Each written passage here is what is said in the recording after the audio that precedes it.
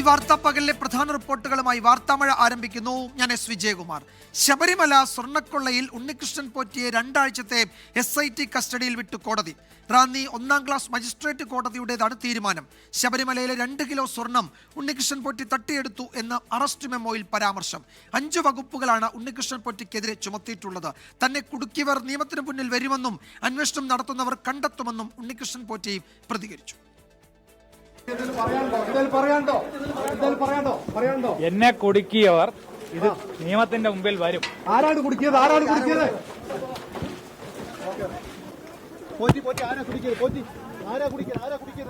അതൊക്കെ അവര് കണ്ടെത്തും.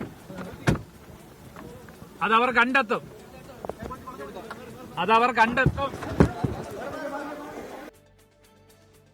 കോടതിയിൽ നിന്ന് പുറത്തിറക്കുമ്പോൾ ഉണ്ണികൃഷ്ണൻ പോറ്റിക്ക് നേരെ ഷൂ എയർ ഉണ്ടായി. ദൃശ്യങ്ങൾ 24 ലഭിച്ചു. ആ ദൃശ്യങ്ങളിലേക്ക്.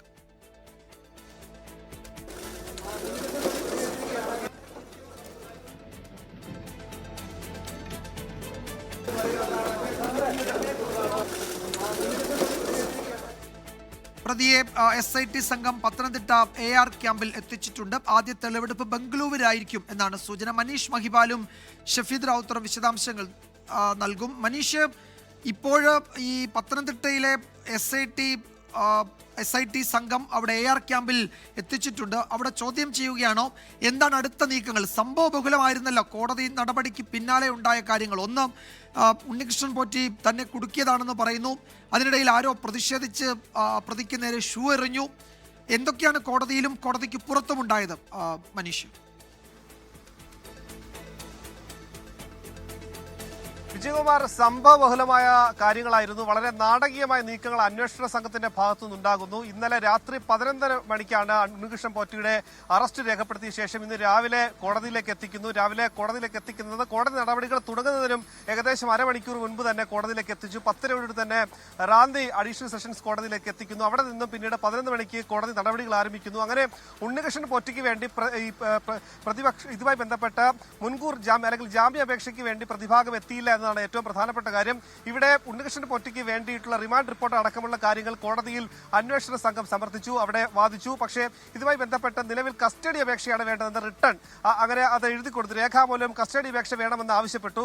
അങ്ങനെ അന്വേഷണ സംഘത്തിന് വേണ്ടിയിട്ട് അത് അംഗീകരിച്ചുകൊണ്ടാണ് കോടതി ഒക്ടോബർ 30 വരെയാണ് അന്വേഷണ സംഘത്തിന് വേണ്ടി കസ്റ്റഡി അപേക്ഷയിൽ ഉണ്ണികൃഷ്ണൻ പോറ്റിയെ വിട്ടു നൽകിയിട്ടുള്ളത്. ഇതുമായി ബന്ധപ്പെട്ട് ഉണ്ണികൃഷ്ണൻ പോറ്റിയുമായി സംസ്ഥാനങ്ങളിലേക്ക്, അതായത് ബംഗളൂരുവിലും ഇതുമായി ചെന്നൈയിലും ഹൈദരാബാദിലേക്ക് അടക്കമുള്ള പോകേണ്ട കാലതാമസമുണ്ട്. ഇത്രയും ദൂരമുള്ള സ്ഥലങ്ങളിലേക്ക് പോകേണ്ടതുള്ളത് കൊണ്ട് തന്നെ ഇത്രയധികം ദിവസമാണ്. ഇനി ഏകദേശം 10-13 ദിവസങ്ങൾ കൂടി ഇതുമായി ബന്ധപ്പെട്ട് അന്വേഷണ സംഘത്തിന് ലഭിക്കുമെന്നത്. പക്ഷേ ഈ സഞ്ചാരം ഇത്രത്തോളം ദൂരത്തിലേക്ക് പോയി തെളിവെടുപ്പ് അടക്കമുള്ള കാര്യങ്ങളിലേക്ക് കടക്കേണ്ടത് കൊണ്ടാണ്. ഇനി അതിനുശേഷം പുറത്തേക്ക് വന്ന ഉണ്ണികൃഷ്ണൻ പോറ്റി പ്രതികരിച്ചത് 24-നോട് മാത്രമാണ്. 24-ന്റെ മൈക്കിന് മുൻപിലാണ് ഉണ്ണികൃഷ്ണൻ പോറ്റി ഇങ്ങനെ പറഞ്ഞത്: തന്നെ കുടുക്കിയതാണ്, യഥാർത്ഥ കുറ്റവാളികളെ അന്വേഷണ സംഘം പുറത്തു കൊണ്ടുവരും എന്ന് ഉണ്ണികൃഷ്ണൻ പോറ്റി 24-നോട് പറഞ്ഞത്. തന്നെ കുടുക്കിയതാണ്. നേരത്തെ ഉണ്ണികൃഷ്ണൻ പോറ്റിയുടെ വാദം അത് തന്നെയായിരുന്നു. താൻ ഒരു തരത്തിലുള്ള കുറ്റവും ചെയ്തിട്ടില്ല, താൻ നിരപരാധിയാണ്, താൻ കോടതി അത് പറയട്ടെ, കോടതി. അല്ല മനീഷ്, ഇത് നേരത്തെ ഈ ഉണ്ണികൃഷ്ണൻ പോറ്റിയെ നമ്മൾ അദ്ദേഹത്തിന്റെ വസതിയിൽ കാണുന്ന സമയത്തൊക്കെ വലിയ ആത്മവിശ്വാസത്തിലായിരുന്നല്ലോ. മാധ്യമങ്ങളോട് സംസാരിക്കാൻ തയ്യാറല്ല, എനിക്ക് കുറച്ച് കാര്യങ്ങൾ ഞാൻ പറയാനുള്ളത് പോലീസിനോട് പറയാം. ആ നിലയിലൊക്കെ വലിയ ആത്മവിശ്വാസത്തോടെയാണല്ലോ അന്ന് ചോദ്യങ്ങളെയൊക്കെ നേരിട്ടത്. ആ ആത്മവിശ്വാസമൊക്കെ പോയോ? ഇപ്പോൾ തന്നെ കുടുക്കി ആരൊക്കെയോ, അത് ഇവർ കണ്ടുപിടിക്കട്ടെ എന്ന നിലയിലേക്ക് അദ്ദേഹത്തിൻ്റെ വല്ലാത്ത പ്രതിരോധമാണ് ഇന്ന് നമ്മൾ കണ്ടത്, അല്ലേ? തീർച്ചയായും വിജയകുമാർ, അത്തരത്തിൽ നേരത്തെ ഉണ്ടായിരുന്ന അത് ആത്മവിശ്വാസമാണെങ്കിൽ ഇപ്പോഴുള്ളത് ഒരു ഭയമാണ്. ആ രീതിയിൽ തന്നെ കുടുക്കിയതാണ്. പക്ഷെ അത് സ്വാഭാവികമായ പ്രതികരണമാണ്. അത്തരം പ്രതികരണമല്ലാതെ താൻ തന്നെയാണ് പ്രതി എന്ന രീതിയിലൊന്നും ഈ ഉണ്ണികൃഷ്ണൻ പോറ്റിയെ പോലെ ഒരു പഠിച്ച കള്ളൻ പറയാനുള്ള ഒരു സാധ്യതയുമില്ല. അവസാന നിമിഷം വരെയും താൻ ഇത്തരത്തിലുള്ള കാര്യങ്ങൾ നടത്തിയിട്ടില്ല എന്ന കാര്യം തന്നെ ഇയാൾ ആവർത്തിച്ചുകൊണ്ടേയിരിക്കും. പക്ഷേ നേരത്തെ ദേവസ്വം വിജിലൻസ് 2 ദിവസമാണ് ഉണ്ണികൃഷ്ണൻ പോറ്റിയെ 10 മണിക്കൂറോളം ചോദ്യം ചെയ്തത്. ആ സമയത്തൊക്കെ തന്നെ ഇയാൾ നിരത്തിയത് വാദങ്ങൾ, ഇയാളുടെ കയ്യിൽ രേഖയുണ്ട്. 2019 1949 ദ്വാരപാലക ശില്പത്തിലെ സ്വർണ്ണപ്പാളികൾ കൊണ്ടുപോയതടക്കം മഹർസറിൽ ചെമ്പാണ് രേഖപ്പെടുത്തിയതടക്കം രേഖ തന്റെ കയ്യിലുണ്ട് എന്ന ആത്മവിശ്വാസം ഉണ്ടായിരുന്നു. പക്ഷെ പിന്നീട് SIT സംഘം ഇയാൾക്ക് മുന്നിൽ എത്തിയത് ഹൈദരാബാദിലെയും ബാംഗ്ലൂരുവിലെയും രേഖകൾ കൊണ്ടാണ്. അവിടെ ഇയാൾ എന്താണ് ഈ സ്ഥാപനങ്ങൾ നടത്തിയത്, അത് സ്വർണം ചെമ്പിൽ നിന്ന് മാറ്റി ഉരുക്കി മാറ്റിയതിനടക്കമുള്ള തെളിവുകളുമായി സമർത്ഥിച്ചപ്പോഴാണ് ഈ ഉണ്ണികൃഷ്ണൻ പോറ്റിയുടെ മിണ്ടാട്ടം മുട്ടിയത്. ഇപ്പോഴിതാ 10 മണിക്കൂറോളം ഇന്നലെ SP ബിജുയുടെ നേതൃത്വത്തിൽ ചോദ്യം ചെയ്തു. അതിനുശേഷം പോലീസ് വാഹനത്തിലേക്ക് ഇന്ന് രാവിലെ കയറ്റുമ്പോൾ ആ ആത്മവിശ്വാസം ഉണ്ണികൃഷ്ണൻ പോറ്റിയുടെ മുഖത്തുണ്ടായിരുന്നില്ല. അപ്പോഴും ഭയം മാത്രമായിരുന്നു. പക്ഷേ ഉണ്ണികൃഷ്ണൻ പോറ്റി ഇവിടെ ഭയക്കുന്നുണ്ട് ചില ആളുകളെയൊക്കെ തന്നെ. അതുകൊണ്ട് തന്നെ ഉണ്ണികൃഷ്ണൻ പോറ്റി നൽകിയ മൊഴിയിൽ ചില ഉന്നതരുണ്ടോ എന്ന അടക്കമുള്ള കാര്യങ്ങൾ വ്യക്തമാകേണ്ടതുണ്ട്. 2019 ഉണ്ണികൃഷ്ണൻ പോറ്റി ഇത്തരത്തിലുള്ള കാര്യങ്ങൾ ചെയ്യുമ്പോൾ അന്ന് ദേവസ്വം മന്ത്രി കടകംപള്ളി സുരേന്ദ്രനായിരുന്നു. അന്നത്തെ ദേവസ്വം പ്രസിഡന്റ് പത്മകുമാറിനെ അടക്കം പ്രതിയാക്കുന്നുണ്ട്, N വാസു അടക്കം പ്രതിയാക്കിയിട്ടുണ്ട്. ഇതുമായി ബന്ധപ്പെട്ട് അതുകൊണ്ട് തന്നെ ഈ 2 FIR രജിസ്റ്റർ ചെയ്തതിലെ പ്രതികൾ മാത്രമല്ല ഈ ഇതുമായി ബന്ധപ്പെട്ട കുറ്റത്തിൽ പങ്കെടുത്തിട്ടുള്ളത്. ഇതുമായി ബന്ധപ്പെട്ട് 2019 അതിനു മുൻപ് UDF ഭരണസമിതിയുടെ കാലത്ത് മുതൽ തന്നെ ഇത്തരത്തിലുള്ള അഴിമതികൾ അല്ലെങ്കിൽ ഇത്തരത്തിലുള്ള കാര്യങ്ങൾ ക്രമക്കേടുകൾ നടന്നിട്ടുണ്ട് എന്ന് ഭരണപക്ഷവും ആരോപിക്കുന്നു. അങ്ങനെ 1999 വരെയുള്ള കാര്യങ്ങൾ അന്വേഷിക്കേണ്ട ഒരു കാര്യം അന്വേഷണ സംഘത്തിൽ ഉണ്ടെങ്കിൽ കൂടി ഇപ്പോൾ അന്വേഷിക്കുന്നത് 2019 കാര്യമാണ്. ഇപ്പോൾ ഇതാ ഇടക്കാല റിപ്പോർട്ട് ബുധനാഴ്ചയോ വ്യാഴാഴ്ചയോ ഹൈക്കോടതിക്ക് മുൻപാകെ അന്വേഷണ സംഘത്തിന് കൊടുക്കേണ്ടതുണ്ട്. അതുകൊണ്ട് തന്നെ വളരെ വേഗത്തിൽ അന്വേഷണം പൂർത്തിയാക്കേണ്ടതുണ്ട്. ഉണ്ണികൃഷ്ണൻ പോറ്റിയുമായി ഇന്ന് വൈകിട്ട് തന്നെ ബാംഗ്ലൂരിലേക്ക് കടക്കാനുള്ള സാധ്യതയാണ് മുന്നിൽ കാണുന്നത്. ഒപ്പം തന്നെ സമാന്തരമായി ഇന്നലെ വൈകിട്ടടക്കം സന്നിധാനത്ത് അവിടെ SP ശശിധരന്റെ നേതൃത്വത്തിൽ അവിടെ ഒരു പരിശോധന നടത്തിയിരുന്നു. അതുപോലെ സമാന്തരമായി ഉണ്ണികൃഷ്ണൻ പോറ്റിയുമായുള്ള തെളിവെടുപ്പ് ഒരു ഭാഗത്ത് നടക്കുമ്പോൾ സമാന്തരമായി മറ്റ് ആളുകളെ കൂടി അറസ്റ്റ് ചെയ്യാനുള്ള സാധ്യത കൂടി മുന്നിൽ കാണുന്നു. അതിലൊന്നാമനാണ് മുരാരി ബാബു എന്ന് പറയുന്ന ആ സമയത്തെ അഡ്മിനിസ്ട്രേറ്റീവ് ഓഫീസർ. അതായത് ഉണ്ണികൃഷ്ണൻ പോറ്റിക്ക് ഏറ്റവും അധികം സഹായം ചെയ്തു കൊടുത്ത ദേവസ്വം ജീവനക്കാരൻ മുരാരി ബാബുവാണ്. മുരാരി ബാബു വരുന്നത് അന്ന് അഡ്മിനിസ്ട്രേറ്റീവ് ഓഫീസർ. അതുമായി ബന്ധപ്പെട്ട് ദേവസ്വം കമ്മീഷൻ അടക്കമുള്ള ആളുകൾ, തിരുവാഭരണ കമ്മീഷൻ അടക്കമുള്ള ആളുകളെ കൂടി പ്രതിചേർത്തിട്ടുണ്ട്. അവരെ അടക്കമുള്ള കാര്യങ്ങൾ ചോദ്യം ചെയ്യാൻ കസ്റ്റഡി എടുക്കുക തുടങ്ങിയ കാര്യങ്ങൾ കൂടി വളരെ ചോദ്യചിഹ്നമായി തുടരുന്നു. എന്താണെങ്കിലും അന്വേഷണ സംഘം നിലവിൽ പത്തനംതിട്ടയിലെ ക്യാമ്പിൽ ഉണ്ണികൃഷ്ണൻ പോറ്റിയെ അവിടെ എത്തിച്ചിരിക്കുകയാണ്. അതിനുശേഷം ഇനി തിരുവനന്തപുരത്തേക്ക് കൊണ്ടുപോകാനുള്ള സാധ്യത വിരളമാണ്. ഇവിടെ നിന്ന് തന്നെ തെളിവെടുപ്പിന് വേണ്ടി ബാംഗ്ലൂരിലേക്ക് കൊണ്ടുപോയേക്കും. ഒപ്പം തന്നെ അതുമായി ബന്ധപ്പെട്ട് ചെന്നൈയിലെ സ്മാർട്ട് ക്രിയേഷൻസ് എന്ന സ്ഥാപനത്തിന് എന്താണ് റോൾ അടക്കമുള്ള കാര്യങ്ങൾ വ്യക്തമാക്കേണ്ടതുണ്ട്. പങ്കജ് ഭണ്ഡാരിയെ ഇതിനോടകം തന്നെ വിവരങ്ങൾ ശേഖരിച്ചിരുന്നു. പങ്കജ് ഭണ്ഡാരിക്ക് പറയാനുള്ള കാര്യങ്ങൾ കേട്ടിരുന്നു. ഇനി പങ്കജ് ഭണ്ഡാരിയുടെ മൊഴിയുടെ അടിസ്ഥാനത്തിലുള്ള കാര്യങ്ങൾ ചോദ്യം ചെയ്തേക്കാം. എന്താണെങ്കിലും ഇപ്പോൾ ക്യാമ്പിൽ എത്തിച്ചത് ഇതുമായി ബന്ധപ്പെട്ട ചോദ്യം ചെയ്യൽ അവിടെ നടക്കുന്നുകൊണ്ടായിരിക്കും. ഒരു നിമിഷം മനീഷ്, ഒരു കാര്യം കൂടി ഈ ഘട്ടത്തിൽ പ്രേക്ഷകരോട് പറയേണ്ടതുണ്ട്. ഈ ഉണ്ണികൃഷ്ണൻ പോറ്റിക്ക് നേരെ കോടതിക്ക് പുറത്തൊരു ചെരുപ്പേറിന്റെ ദൃശ്യങ്ങൾ നമ്മൾ കാണിച്ചിരുന്നു. ആ ചെരുപ്പെറിഞ്ഞത് BJP പ്രവർത്തകരാണ് എന്ന വിവരം കൂടി വരുന്നുണ്ട്. BJP അയിരൂർ മണ്ഡലം പ്രസിഡന്റ് സിനു S പണിക്കരാണ് ചെരുപ്പെറിഞ്ഞത്. ആ ദൃശ്യങ്ങളാണ് പ്രേക്ഷകർ നേരത്തെ കണ്ടത്. അത് ഒരു പ്രതിഷേധത്തിന്റെ ഭാഗമാണിത്. ആ ദൃശ്യങ്ങളിൽ കാണാം ആ ഷൂ ഉണ്ണികൃഷ്ണൻ പോറ്റിക്ക് നേരെ എറിയുന്നത്. BJP പ്രവർത്തകർ കോടതിക്ക് പുറത്ത് പ്രതിഷേധിച്ചിരുന്നു. അതിൽ ഉണ്ടായിരുന്ന BJPയുടെ അയിരൂർ മണ്ഡലം പ്രസിഡന്റ് സിനു S പണിക്കരാണ് ഈ പ്രതിക്ക് നേരെ ചെരുപ്പെറിഞ്ഞത്. ആ ദൃശ്യങ്ങളിൽ ആ എറിയുന്ന ആളെയും ഒക്കെ കൃത്യമായി കാണുകയും ചെയ്യാം. ആ സമയത്തുണ്ടായ പ്രതിഷേധമാണ് അതിന് പിന്നിൽ എന്ന് വേണം കരുതാൻ. അത് ക്യാമറയിൽ ആ ദൃശ്യങ്ങൾ പതിയുകയും ചെയ്തിട്ടുണ്ട്. അതാണ് പ്രേക്ഷകർ കാണുന്നത്. ഉണ്ണികൃഷ്ണൻ പോറ്റിക്ക് നേരെ കോടതിക്ക് പുറത്ത് ആ പ്രതിഷേധം ആ ഘട്ടത്തിലുണ്ടായി. മനീഷ്, ഒരു കാര്യം കൂടിയുള്ളത്, ഇയാൾ കസ്റ്റഡിയിൽ നൽകിയ മൊഴി എത്രത്തോളം പ്രധാനപ്പെട്ടതാണ് എന്നുള്ളതാണ്. ഈ സ്വർണം ഏറ്റവും നിർണായകം ഈ തൊണ്ടി മുതൽ കണ്ടെടുക്കുക എന്നത് തന്നെയാണല്ലോ ഈ കേസിൽ. അതിലേക്ക് നീങ്ങാവുന്ന, അതിലേക്ക് വിരൽ ചൂണ്ടാവുന്ന എന്തെങ്കിലുമൊക്കെ വിവരങ്ങൾ കസ്റ്റഡിയിൽ പോലീസിനോട്, പ്രത്യേക അന്വേഷണ സംഘത്തോട് ഈ ഉണ്ണികൃഷ്ണൻ പോറ്റി പറഞ്ഞിട്ടുണ്ടോ? വിജയകുമാർ, ഇതുമായി ബന്ധപ്പെട്ട് നമുക്ക് ആദ്യം തന്നെ മനസ്സിലാകുന്ന കാര്യമാണ്, ഉണ്ണികൃഷ്ണൻ പോറ്റി ഒരു പഠിച്ച കള്ളനാണ്. ദേവസ്വം വിജിലൻസിന് മുമ്പിൽ പല കാര്യങ്ങളും ഇയാൾ മറച്ചു വെച്ചിരുന്നു. പക്ഷേ അന്വേഷണ സംഘത്തിന് മുൻപിൽ യഥാർത്ഥ പ്രതികളെ കൊണ്ടുവരിക എന്നത് മാത്രമല്ല, ഇതുമായി ബന്ധപ്പെട്ട് ഈ തൊണ്ടി മുതലടക്കമുള്ള കാര്യങ്ങൾ, ഒപ്പം തന്നെ പരിപാവനമായ ശബരിമലയിൽ നിന്ന് നഷ്ടപ്പെട്ട സ്വർണ്ണമടക്കം തിരിച്ച് കൊണ്ടുവരേണ്ട, ആ നഷ്ടപ്പെട്ട സ്വർണം എവിടെയാണ്, അത് തിരിച്ചു കൊണ്ടുവരേണ്ട ഉത്തരവാദിത്വം കൂടി അന്വേഷണ സംഘത്തിനുണ്ട്. അതുകൊണ്ട് തന്നെ ഉണ്ണികൃഷ്ണൻ പോറ്റിയെ ചോദ്യം ചെയ്യുമ്പോഴും ഇയാളുമായിട്ടുള്ള തെളിവെടുപ്പിനിടയിലും ഇയാളിൽ നിന്ന് വിവരം ശേഖരിക്കുമ്പോൾ മൊഴിയെടുക്കുമ്പോഴും ഒക്കെ തന്നെ അത്തരം കാര്യങ്ങളിൽ സസൂക്ഷ്മമായി വളരെ ആലോചിച്ചും വളരെ സങ്കീർണമായ അന്വേഷണം, കുറ്റാന്വേഷണമായിരിക്കും അന്വേഷണ സംഘത്തിന് മുമ്പിൽ ഉണ്ടാകുക. അതുകൊണ്ട് തന്നെ ഉണ്ണികൃഷ്ണൻ പോറ്റിയുടെ പക്കൽ 2 കിലോ സ്വർണ്ണമാണ് ഇതെന്നോ അറസ്റ്റ് മെമ്മോ എന്ന വിവരങ്ങൾ പുറത്തു വന്നിരുന്നു.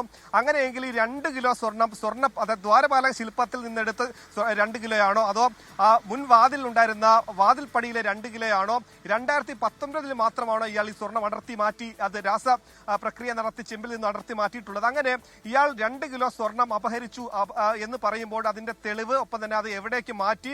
നിലവിൽ സ്മാർട്ട് ക്രിയേഷൻസ് എന്നതിന്റെ മൊഴി അനുസരിച്ച് ഉണ്ണികൃഷ്ണൻ പോറ്റിക്ക് ഒരു സ്വർണ്ണപ്പാളി, അതായത് ഈ ചെമ്പിൽ നിന്ന് മാറ്റിയ പാളിയിൽ അത് സ്വർണ്ണപ്പാളിയാകുമ്പോൾ അതിലൊരു പാളി ഉണ്ണികൃഷ്ണൻ പോറ്റിക്ക് നൽകിയിട്ടുണ്ടെന്നുള്ള കാര്യമാണ്. ഇതിൽ അന്വേഷണ സംഘത്തിന് സംശയിക്കുന്നത് ഇത് ഒരു സ്വർണത്തിന്റെ മൂല്യം എന്ന രീതിയിൽ ഇത് വിറ്റതിനേക്കാൾ കൂടുതൽ വിശ്വാസത്തിന്റെ പേരിൽ, ഭക്തിയുടെ പേരിൽ, ശബരിമലയുടെ പേരിൽ, ശബരിമലയിൽ ആ വിഗ്രഹത്തിന്റെ മുൻപിൽ ഇരിക്കുന്ന ഒരു ദ്വാരപാലക ശില്പത്തിന്റെ മുൻപിൽ ഇരിക്കുന്ന ഒരു സ്വർണ്ണപ്പാളി എന്ന രീതിയിൽ ആ വിശ്വാസത്തെ വിറ്റു, ആ വിശ്വാസത്തെ മാർക്കറ്റ് ചെയ്തു, ഭക്തിയെ മാർക്കറ്റ് ചെയ്ത് ഏതോ ഉന്നതനായ ആളുകൾക്ക് ഇത് വിറ്റിരിക്കാം എന്ന സംശയം അന്വേഷണ സംഘത്തിനുണ്ട്. ഇതാദ്യം പുറത്തു പറഞ്ഞത് പ്രതിപക്ഷ നേതാവായിരുന്നു. പ്രതിപക്ഷ നേതാവ് ഇക്കാര്യം ആദ്യമേ തന്നെ പുറത്തു പറഞ്ഞിരുന്നു. അതായത് ശബരിമലയുമായി ബന്ധപ്പെട്ട മോഷണ വസ്തുക്കൾ പോയിട്ടുണ്ടാവുക ഏതെങ്കിലും ഉന്നതന്റെ വീട്ടിലായിരിക്കാം, പൂജാമുറിയിലായിരിക്കാം, അത്തരത്തിൽ വിശ്വാസത്തിന്റെ രീതിയിലേക്ക് വിൽപ്പന നടത്തിയതാകാം. എങ്കിൽ അത് രാജ്യത്തിന് പുറത്തേക്ക് പോലും കൊണ്ടുപോകാനുള്ള സാധ്യതയും അന്വേഷണ സംഘം തള്ളിക്കളയുന്നില്ല. അങ്ങനെയെങ്കിൽ ആ ഉന്നതനാരാണ്, ഒപ്പം തന്നെ ഈ അത് തന്നെയാണ് ഇതിൽ ഏറ്റവും പ്രധാനപ്പെട്ടത്. ഈ തൊണ്ടി മുതൽ കണ്ടെടുക്കുക എന്നതാണ് ഈ അന്വേഷണത്തിലെ ഏറ്റവും സുപ്രധാന ഘട്ടം. അതിലേക്ക് വിരൽ ചൂണ്ടാവുന്ന വിവരങ്ങൾ നൽകിയിട്ടുണ്ടോ ഈ പ്രതി എന്നതാണ് ഏറ്റവും പ്രധാനം. ഒരുപക്ഷെ SIT ആ വഴിക്ക് തന്നെയാകും നീങ്ങുന്നത്. അതിനൊരു ഉത്തരം കോടതിയിൽ നൽകുന്ന റിപ്പോർട്ടിൽ ഈ പ്രത്യേക അന്വേഷണ സംഘം നൽകും എന്ന് നമുക്ക് കരുതാം. അതേസമയം ശബരിമല സ്വർണ്ണക്കൊള്ളയിൽ ദേവസ്വം ബോർഡ് ഉദ്യോഗസ്ഥരെ കുരുക്കിലാക്കുകയാണ് സ്പോൺസർ ഉണ്ണികൃഷ്ണൻ പോറ്റിയുടെ മൊഴി. സ്വർണ്ണക്കൊള്ളയെക്കുറിച്ച് ഉദ്യോഗസ്ഥർക്ക് അറിയാമായിരുന്നു എന്നാണ് പ്രത്യേക അന്വേഷണ സംഘത്തിന് നൽകിയ മൊഴിയിൽ പറയുന്നത്. പുറത്തുനിന്നും ആളെ എത്തിച്ച് സ്വർണം ഉരുക്കിയെന്നും ഉണ്ണികൃഷ്ണൻ പോറ്റി നൽകിയ മൊഴിയിൽ പറയുന്നുണ്ട്. സ്വർണ്ണക്കൊള്ളയുമായി ബന്ധപ്പെട്ട് നിലവിൽ സർവീസിലുള്ള മുരാരി ബാബു, K. സുനിൽകുമാർ എന്നിവരെ ദേവസ്വം ബോർഡ് സസ്പെൻഡ് ചെയ്തിരുന്നു. ഇവരും വിരമിച്ച ഉദ്യോഗസ്ഥർ ഉൾപ്പെടെയുള്ളവരും പ്രതിപട്ടികയിലുണ്ട്. കൂടുതൽ ഉദ്യോഗസ്ഥർക്ക് സ്വർണ്ണക്കൊള്ളയിൽ പങ്കുണ്ടെന്ന് വ്യക്തമാക്കുന്നതാണ് ഉണ്ണികൃഷ്ണൻ പോറ്റി പ്രത്യേക അന്വേഷണ സംഘത്തിന് നൽകിയ മൊഴി. തട്ടിയെടുത്ത സ്വർണം പലർക്കായി വീതിച്ചു, ഉദ്യോഗസ്ഥരും പങ്കുപറ്റി. ഗൂഢാലോചനയിൽ ചെന്നൈയിലെ സ്മാർട്ട് ക്രിയേഷൻസിനും പങ്കുണ്ട്. പുറത്തുനിന്ന് ആളെ എത്തിച്ചാണ് സ്വർണം ഒരുക്കിയത്. ഉദ്യോഗസ്ഥർ പരിശോധനയ്ക്കെത്തിയപ്പോൾ ഈ വിവരം പങ്കുവച്ചിരുന്നതായും ഉണ്ണികൃഷ്ണൻ പോറ്റി SITയോട് പറഞ്ഞു. കാണാമറയത്തുള്ള കൽപേഷ്, നാഗേഷ് എന്നിവരുടെ ഇടപെടലിൽ ദുരൂഹതയുണ്ടെന്ന് പ്രത്യേക അന്വേഷണ സംഘം ഉറപ്പിക്കുന്നു. സ്വർണം കൊടുത്തുവിട്ടെന്ന് ഉണ്ണികൃഷ്ണൻ പോറ്റി പറഞ്ഞയാളാണ് കൽപേഷ്. നാഗേഷ് സ്വർണ്ണപ്പാളി സൂക്ഷിച്ചയാളും. കൽപേഷിനെ എത്തിച്ചത് ഉണ്ണികൃഷ്ണൻ പോറ്റി മാത്രമല്ലെന്നാണ് SIT കരുതുന്നത്. കൽപേഷിന് പിന്നിൽ ഉന്നതനുണ്ടെന്ന സംശയത്തിലാണ് അന്വേഷണ സംഘം. 24 Thiruvananthapuram.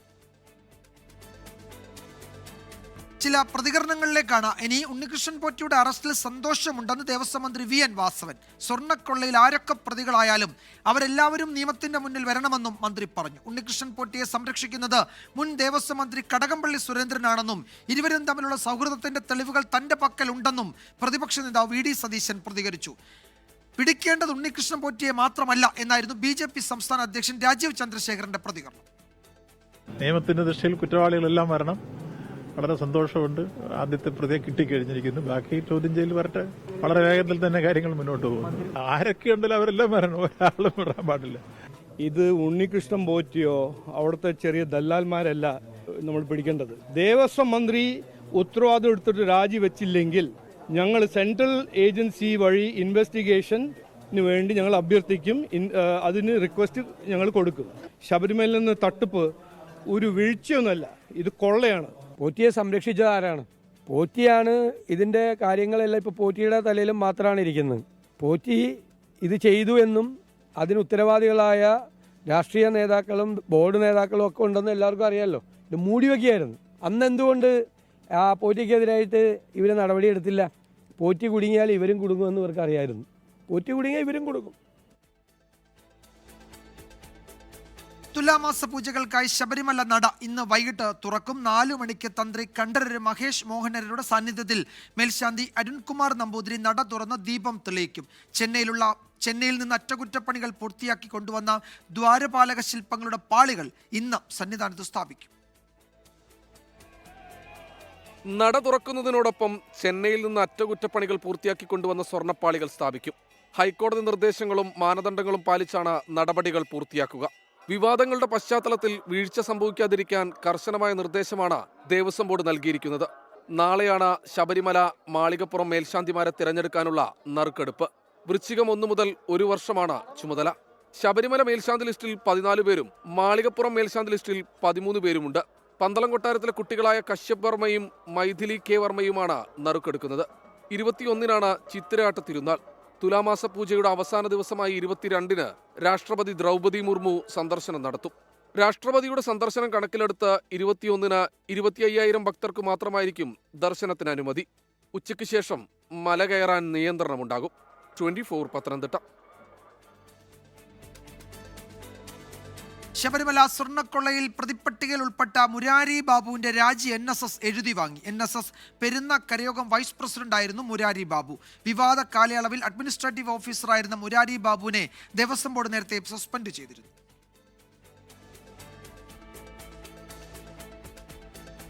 Ernakulam Palluruthy Saint Rita's public സ്കൂളിലെ ശിരോവസ്ത്ര വിവാദത്തിന് പിന്നാലെ സ്കൂൾ മാറാൻ വിദ്യാർത്ഥിനി. മകൾക്ക് സ്കൂളിൽ തുടരാൻ മാനസിക ബുദ്ധിമുട്ടുണ്ട് എന്നും TC വാങ്ങുകയാണെന്നും വിദ്യാർത്ഥിനിയുടെ പിതാവ് 24-നോട് പറഞ്ഞു. അതേസമയം നിലപാടിൽ ഉറച്ചു നിൽക്കുകയാണ് വിദ്യാഭ്യാസ മന്ത്രിയും സ്കൂൾ മാനേജ്മെന്റും. ഹിജാബ് ധരിച്ച് അവിടെ പഠിക്കുന്നത് മറ്റു കുട്ടികൾ ഭയമുളവാക്കുന്നുവെന്ന് ആ പ്രിൻസിപ്പൾ പറഞ്ഞപ്പോൾ എൻ്റെ കുട്ടിൻ്റെ മാനസികാവസ്ഥ വളരെ സങ്കീർണമായി. അങ്ങനെ ഒരു വാക്ക് ഒരു പ്രിൻസിപ്പൾ ഉപയോഗിക്കാൻ പാടില്ലാത്ത വാക്കാണത്. നേരത്തെ നടന്ന സമവായ ചർച്ചയിൽ സ്കൂളിന്റെ നിയമാവലി അനുസരിച്ച് മുൻപോട്ട് പോകുമെന്നായിരുന്നു പിതാവ് ആദ്യം അറിയിച്ചിരുന്നത്. എന്നാൽ വിദ്യാർത്ഥിക്ക് സ്കൂളിൽ തുടരാൻ താല്പര്യമില്ലാത്തതിനാൽ മറ്റൊരു സ്കൂളിലേക്ക് മാറ്റാനാണ് തീരുമാനം. വിഷയത്തിൽ സ്കൂൾ മാനേജ്മെന്റിനെതിരെ രൂക്ഷമായ വിമർശനവുമായി ഇന്നും വിദ്യാഭ്യാസ മന്ത്രി V. ശിവൻകുട്ടി രംഗത്തെത്തി. ഇവിടെ നമുക്ക് കാണാൻ ഒരു അത്ഭുതകരമായ കാര്യമാണ്. ശിരോവസ്ത്രം ധരിച്ചുകൊണ്ടുള്ള നിൽക്കുന്ന ടീച്ചറാണ് പിന്നെ കുട്ടിയോട് പറഞ്ഞത് ശിരോവസ്ത്രം ധരിക്കാൻ വേണ്ടി പാടില്ല എന്ന്. അതൊക്കെ ഒരു വിരോധാഭാസമായിട്ട് മാത്രമേ നമുക്ക് കാണുന്നതിന് വേണ്ടി കഴിയുകയുള്ളൂ. എന്നാൽ നിലപാടിൽ ഉറച്ചു നിൽക്കുകയാണ് സ്കൂൾ മാനേജ്മെന്റ്. സ്കൂളിന്റെ നിയമവും നിയന്ത്രണങ്ങളും അനുസരിച്ചു വന്നാൽ വിദ്യാർത്ഥിയെ സ്വീകരിക്കുമെന്ന് school principal sister Helena Albi. ഇവിടുത്തെ ഈ സ്കൂളിലെ നിയമങ്ങളും നിബന്ധനകളും അനുസരിച്ച് ഞങ്ങളുടെ വിദ്യാർത്ഥിനി വന്നാൽ ആദ്യ ദിനം വന്ന അതേ സ്നേഹത്തിൽ വിദ്യാഭ്യാസം പൂർത്തിയാകുവോളം ആ കുഞ്ഞിനെ വിദ്യ നൽകാൻ ഞങ്ങൾ തയ്യാറാണ്. സ്കൂളിനെതിരെ പരാതിയുമായി മുൻപോട്ടില്ലെന്നാണ് കുടുംബത്തിന്റെ തീരുമാനം. എന്നാൽ അന്വേഷണ റിപ്പോർട്ടിന്റെ അടിസ്ഥാനത്തിൽ സ്കൂളിനെതിരെ വിദ്യാഭ്യാസ വകുപ്പിന്റെ നടപടിയുണ്ടായേക്കും. 24 കൊച്ചി. പാലക്കാട് കണ്ണാടി ഹയർ സെക്കൻഡറി സ്കൂളിൽ 9ാം ക്ലാസ് വിദ്യാർത്ഥി അർജുന്റെ ആത്മഹത്യയിൽ വിദ്യാഭ്യാസ ഡെപ്യൂട്ടി ഡയറക്ടറുടെ റിപ്പോർട്ട് തൃപ്തികരമല്ലെന്ന് വിദ്യാഭ്യാസ മന്ത്രി V. ശിവൻകുട്ടി. വിദ്യാഭ്യാസ ഡയറക്ടറോട് തന്നെ റിപ്പോർട്ട് ചോദിച്ചിട്ടുണ്ടെന്നും മന്ത്രി വ്യക്തമാക്കി. മരണത്തിൽ അധ്യാപകർക്കെതിരെ കുടുംബം നൽകിയ പരാതിയിൽ പോലീസ് കേസെടുത്തു. പാലക്കാട് കണ്ണാടി ഹയർ സെക്കൻഡറി സ്കൂളിൽ 9ാം ക്ലാസ് വിദ്യാർത്ഥി അർജുൻ ആത്മഹത്യ ചെയ്ത സംഭവത്തിൽ ജില്ലാ വിദ്യാഭ്യാസ ഡെപ്യൂട്ടി ഡയറക്ടർ സമർപ്പിച്ച പ്രാഥമിക അന്വേഷണ റിപ്പോർട്ട് സമഗ്രമല്ലെന്ന് കാട്ടിയാണ് വിദ്യാഭ്യാസ മന്ത്രി തള്ളിയത്. അർജുന്റെ മരണത്തിൽ വീണ്ടും അന്വേഷണം നടത്താൻ പൊതുവിദ്യാഭ്യാസ വകുപ്പ് ഡയറക്ടർക്ക് മന്ത്രി നിർദ്ദേശം നൽകി. വിദ്യാഭ്യാസ ഡെപ്യൂട്ടി ഡയറക്ടറുടെ അന്വേഷണ റിപ്പോർട്ട് തൃപ്തികരമല്ലെന്ന് എനിക്ക് തോന്നി. അപ്പം അതുകൊണ്ട് ഒരു വിശദമായ അന്വേഷണം നടത്തുന്നതിന് വേണ്ടി വിദ്യാഭ്യാസ ഡയറക്ടറെ തന്നെ ചുമതലപ്പെടുത്തി ഒരാഴ്ചക്കകം റിപ്പോർട്ട് നൽകുന്നതിന് വേണ്ടി പറഞ്ഞിട്ടുണ്ട്. അതിൻ്റെ അടിസ്ഥാനത്തിൽ നടപടി സ്വീകരിക്കും. അധ്യാപകർക്കെതിരെ കുടുംബം കുഴൽമന്നം പോലീസിൽ നൽകിയ പരാതിയിൽ കേസെടുത്തു. സംഭവത്തിൽ വിദ്യാർത്ഥികളിൽ നിന്നടക്കം മൊഴിയെടുക്കും. സോഷ്യൽ മീഡിയയിൽ അർജുനും സുഹൃത്തുക്കളും അയച്ച സന്ദേശങ്ങൾ സംബന്ധിച്ച് ക്ലാസ് അധ്യാപിക ആശ അർജുനെ ഭീഷണിപ്പെടുത്തുകയും മാനസികമായി ബുദ്ധിമുട്ടിക്കുകയും ചെയ്തിരുന്നുവെന്നാണ് വിദ്യാർത്ഥികളുടെയും കുടുംബത്തിന്റെയും ആരോപണം. വിദ്യാർത്ഥി പ്രതിഷേധത്തെ തുടർന്ന് പ്രധാന അധ്യാപികയെയും ക്ലാസ് അധ്യാപികയെയും ഇന്നലെ സസ്പെൻഡ് ചെയ്തിരുന്നു. 24 പാലക്കാട്. ജംബോ പട്ടിക പുറത്തിറങ്ങിയിട്ടും KPCC പുനഃസംഘടനയിൽ നേതാക്കൾക്ക് അതൃപ്തി. K. മുരളീധരനും K. സുധാകരനും പട്ടികയിൽ എതിർപ്പുണ്ട്. ചാണ്ടിയുമ്മനെ പരിഗണിക്കാത്തതിൽ ഒരു വിഭാഗത്തിന് അമർഷമുണ്ട്. പട്ടിക കൂടിയാലോചിച്ച് പ്രഖ്യാപിച്ചതാണോ എന്ന ചോദ്യങ്ങൾക്ക് പ്രതിപക്ഷ നേതാവ് VD സതീശൻ മറുപടി നൽകിയതുമില്ല. തിരഞ്ഞെടുപ്പ് കാലത്ത് തർക്കങ്ങൾ ഒഴിവാക്കാനാണ് KPCCയിൽ ജംബോ പട്ടിക തയ്യാറാക്കിയത്. പട്ടികയിൽ AI ഗ്രൂപ്പുകൾ തൃപ്തരെങ്കിലും കല്ലുകടി പൂർണ്ണമായി ഒഴിവാക്കാനായില്ല. കണ്ണൂരിൽ നിന്ന് പ്രാതിനിധ്യം ലഭിച്ചില്ലെന്നാണ് K. സുധാകരന്റെ പരാതി. റിജിൽ മാക്കുറ്റിയെ നിർദ്ദേശിച്ചെങ്കിലും പരിഗണിക്കപ്പെട്ടില്ല. എന്നാൽ ജില്ലയ്ക്ക് പുറത്തുള്ള K. സുധാകരൻ അനുകൂലികൾ പട്ടികയിൽ ഇടം പിടിച്ചിട്ടുമുണ്ട്. K. മുരളീധരനും കടുത്ത അതൃപ്തിയിലാണ്. ഒരേ ഒരു പേര് പറഞ്ഞിട്ടും പരിഗണിച്ചില്ല. KM ഹാരിസിന്റെ പേരായിരുന്നു K. മുരളീധരൻ മുന്നോട്ട് വച്ചത്. നേരത്തെ ഉണ്ടായിരുന്ന മരിയാപുരം ശ്രീകുമാറിനെ പട്ടികയിൽ നിന്ന് ഒഴിവാക്കുകയും ചെയ്തു. ചാണ്ടി ഉമ്മനെ പരിഗണിക്കാത്തതിനും ഒരു വിഭാഗത്തിന് കടുത്ത അതൃപ്തിയുണ്ട്. Chandy Oommen is a very promising youngster, very promising energetic leader. പാർട്ടിയുടെ ഒരു കരുത്തുറ്റ നേതാവാണ് അദ്ദേഹം. പട്ടിക കൂടിയാലോചിച്ച് പ്രഖ്യാപിച്ചതാണോ എന്ന ചോദ്യത്തിന് പ്രതിപക്ഷ നേതാവ് VD സതീശൻ മറുപടി നൽകിയില്ല. സെക്രട്ടറിമാരെ പ്രഖ്യാപിക്കാത്തതിൽ വിഷമമുണ്ടെന്നായിരുന്നു പ്രതികരണം. എനിക്ക് ആകെയുള്ളൊരു ചെറിയ വിഷമം അതിന് KPCCയുടെ സെക്രട്ടറിമാരെ അനൗൺസ് ചെയ്യാൻ പറ്റില്ല എന്നുള്ള. പുനഃസംഘടനയെ പരസ്യമായി എതിർത്ത് AICC വക്താവ് ഷമാ മുഹമ്മദ് രംഗത്തെത്തി. കഴിവ് മാനദണ്ഡമാണോ എന്നായിരുന്നു ഷമാ മുഹമ്മദിന്റെ ഫേസ്ബുക്കിലെ പരിഹാസം. അതേസമയം മതിയായ പ്രാതിനിധ്യം ലഭിച്ചു എന്നാണ് AI ഗ്രൂപ്പുകളുടെ വിലയിരുത്തൽ. പുതിയ രാഷ്ട്രീയകാര്യ സമിതിയിൽ 3 പേരെയും വൈസ് പ്രസിഡന്റുമാരിൽ 4 പേരെയും A ഗ്രൂപ്പിന് ലഭിച്ചു. ജനറൽ സെക്രട്ടറിമാരിലും A ഗ്രൂപ്പിന് ആധിപത്യമുണ്ട്. മുന്നോട്ട് വച്ചവരിൽ 19 പേരെ പരിഗണിച്ചു എന്ന സംതൃപ്തി രമേശ് ചെന്നിത്തലയ്ക്കുമുണ്ട്. സലീം മാലിക്, 24, തിരുവനന്തപുരം. പാലിയക്കരയിൽ ടോൾ പിരിവിന് അനുമതി നൽകി ഹൈക്കോടതി. പഴയ നിരക്ക് തുടരണം എന്ന ഉപാധിയോടെയാണ് 71 ദിവസത്തിനു ശേഷം ടോൾ പിരിവിന് ഡിവിഷൻ ബെഞ്ച് അനുമതി നൽകിയത്. ഉത്തരവിന് പിന്നാലെ ടോൾ ബൂത്തിന് പോലീസ് സുരക്ഷ കൂട്ടി. ഇടപ്പള്ളി മണ്ണുത്തി ദേശീയപാത നിർമ്മാണം ഇഴഞ്ഞു നീങ്ങുന്നതിനെതിരെ നൽകിയ ഹർജിയിലാണ് ഹൈക്കോടതി ടോൾ വിലക്ക് ഏർപ്പെടുത്തിയത്. പിന്നാലെ നിർമ്മാണ പ്രവർത്തനങ്ങൾ വിലയിരുത്താൻ മോണിറ്ററിംഗ് കമ്മിറ്റിയെ നിയോഗിച്ചു. ചിലയിടങ്ങളിൽ ഇപ്പോഴും പ്രശ്നങ്ങളുണ്ടെന്ന് തൃശൂർ ജില്ലാ കളക്ടർ ചൂണ്ടിക്കാണിച്ചെങ്കിലും ദേശീയപാത അതോറിറ്റിയെ കൂടി പരിഗണിച്ചാണ് ടോൾ വിലക്ക് നീക്കാനുള്ള ഹൈക്കോടതി തീരുമാനം. ജനപക്ഷത്ത് കൂടി നിന്നുള്ള തീരുമാനമായതിനാൽ പുതുക്കിയ ടോൾ നിരക്ക് ഈടാക്കരുതെന്നും കോടതി നിർദ്ദേശിച്ചു. ഒരു ദുരിതയാത്രയായിരിക്കും, ബ്ലോക്കായിരിക്കും. അപ്പോൾ അതുകൊണ്ട് നമ്മളെ സംബന്ധിച്ചിടത്തോളം, യാത്രക്കാരെ സംബന്ധിച്ചിടത്തോളം, ജനങ്ങളെ സംബന്ധിച്ചിടത്തോളം ഈ ഉത്തരവ് നിരാശാജനകമാണ്. യാത്രക്കാരുടെ ബുദ്ധിമുട്ടും ജനങ്ങളുടെ കഷ്ടപ്പാടും കോടതി കൃത്യമായി പരിശോധിച്ചിട്ടില്ല എന്ന് നമുക്ക് തോന്നുന്നു. ഉത്തരവ് പുറത്തു വന്നാൽ ടോൾ പിരിവ് ആരംഭിക്കും. പ്രത്യേക സാഹചര്യത്തിൽ ടോൾ ബൂത്തിന്റെ സുരക്ഷ വർദ്ധിപ്പിച്ചിട്ടുണ്ട്. സർവീസ് റോഡുകളുടെ നിർമ്മാണ പ്രവർത്തനങ്ങൾ ഉടൻ പൂർത്തിയാക്കാൻ കോടതി നിർദ്ദേശം നൽകി. 2 ആഴ്ചയ്ക്ക് ശേഷം ഹർജി വീണ്ടും പരിഗണിക്കും. വിഷ്ണു സുരേഷ്, 24, കൊച്ചി.